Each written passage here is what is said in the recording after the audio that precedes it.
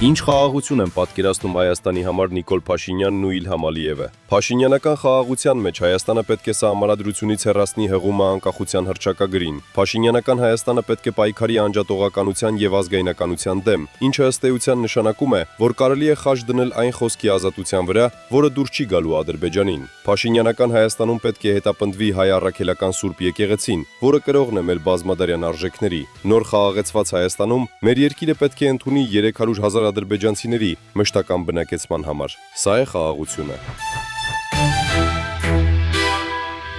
Նիկոլ Փաշինյանն այսօր պնդում է, որ Հայաստանին բերել է խաղաղություն, բայց մենք չենք կարող հավատալ մի մարդու, որը մեզ միշտ խոստացել է խաղաղություն, բայց միշտ բերել է պատերազմ, պարտություն եւ ավեր։ Ես մեղադրում եմ Նիկոլ Փաշինյանին, որ նա 2018 թվականի իր նախընտրական ծրագրում խոստանում էր ամրապնդել զինադադարը եւ շարունակել բանակցությունները,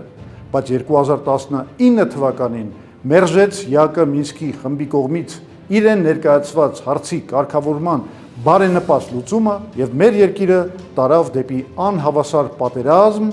որում մենք չպարտվելու որևէ շանս չունեինք։ Ես մեղադրում եմ Նիկոլ Փաշինյանին, որ նա 2021 թվականի իր նախընտրական ծրագրում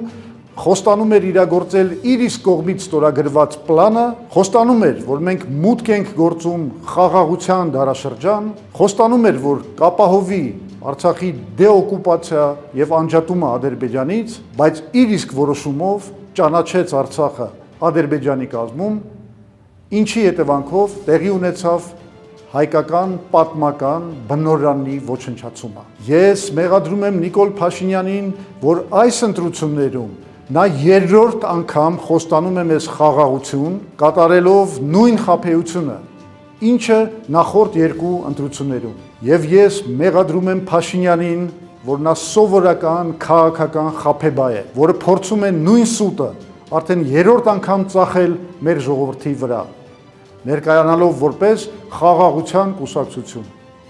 Մինչդեռ նա մեզ միշտ առաջնորդել է դեպի պատերազմ, պարտություն եւ նվաստացում։ Հայ ժողովրդին